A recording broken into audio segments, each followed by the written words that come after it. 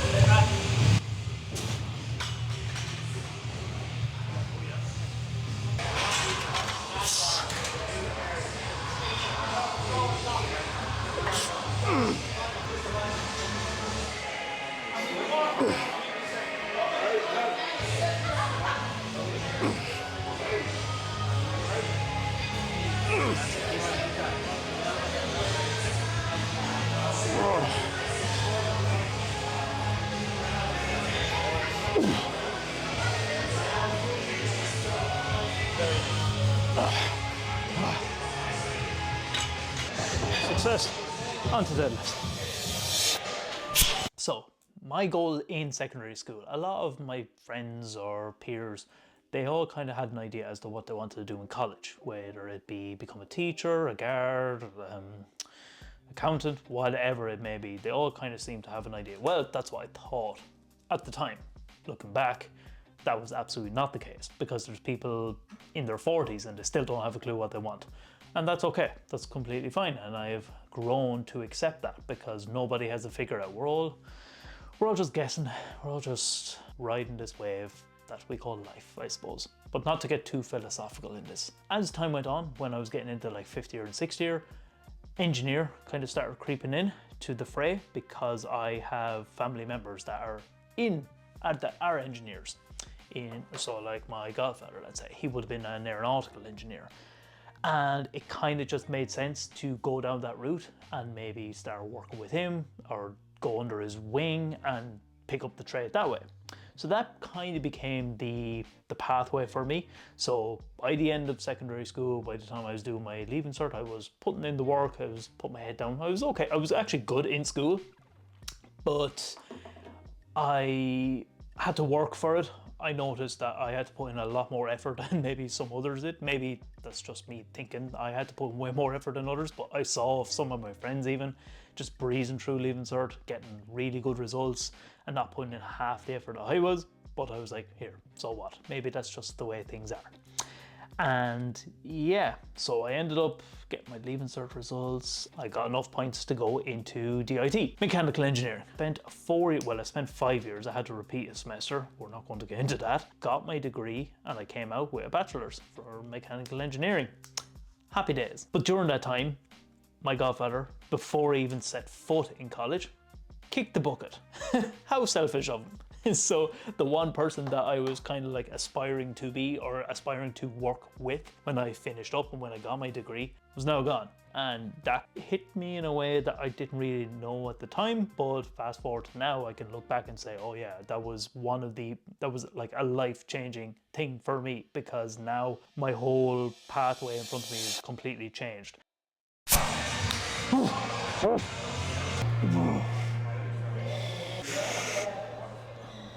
Nice, man. Much better.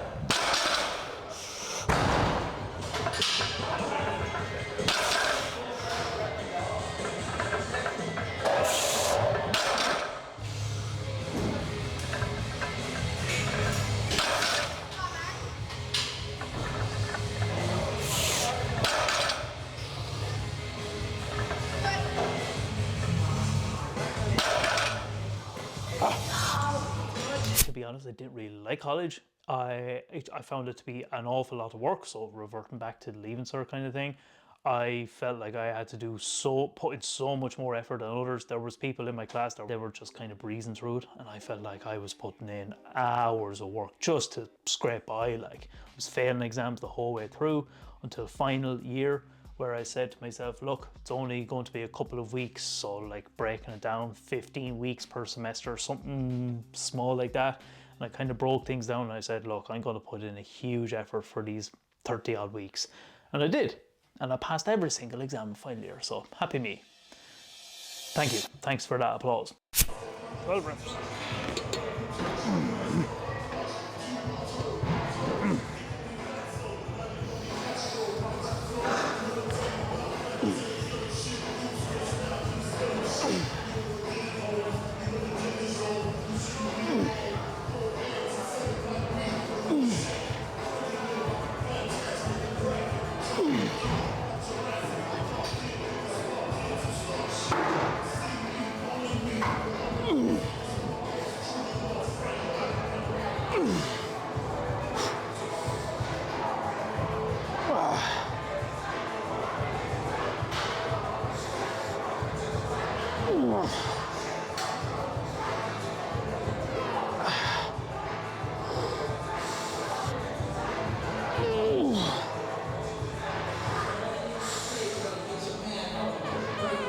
Okay, that's good.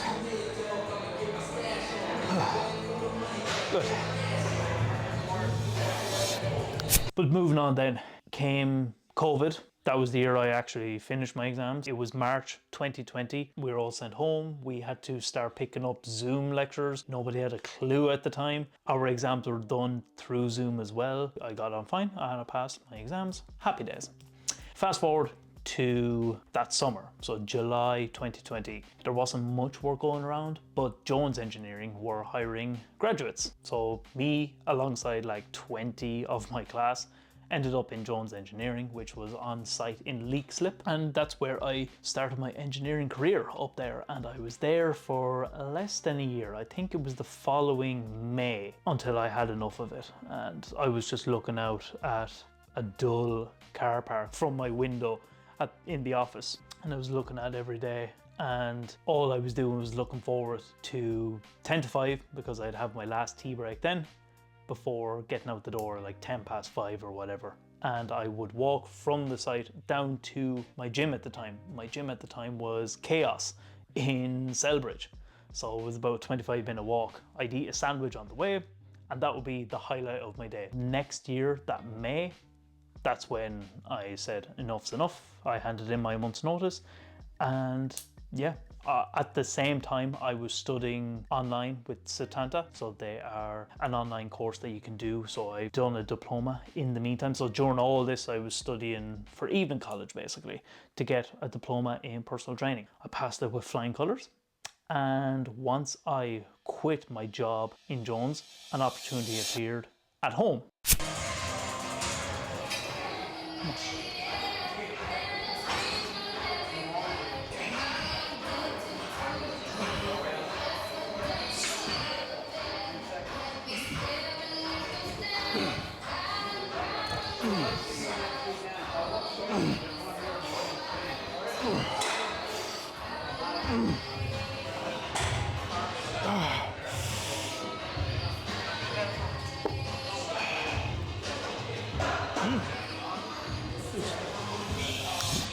One of my good friends, Emmett Quinlan, he owned a gym back at home, back in Roscrea, Tipperary.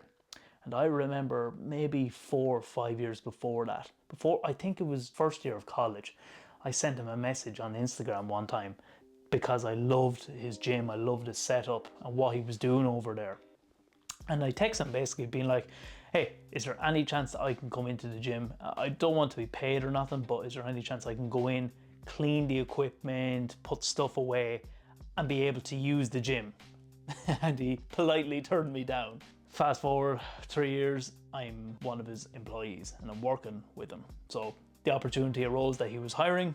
I got my diploma at that stage, I was qualified, and then he took me on board, gave me a chance, and ever since then, I have not looked back. I worked there until the gym itself closed. He decided to close it in 2023, so I worked there for over 2 years. So I was on the floor for over 2 years, helping loads of clients through photo shoots, through powerlifting competitions, all that jazz. And since that time, I've been an online coach. So that's pretty much my story. And that is how it got me from being in Bolton Street College in DIT to here. So there's my story.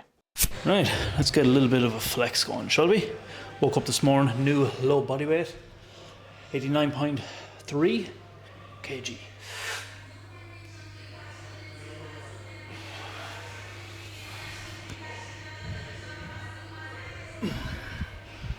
Yeah, trimming up nicely.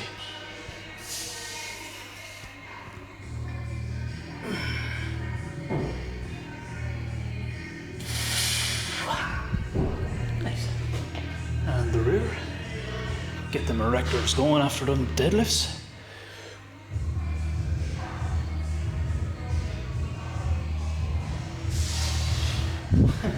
I still have no idea how to pose. Good session, good Sunday. On to the next one. Time for me to eat.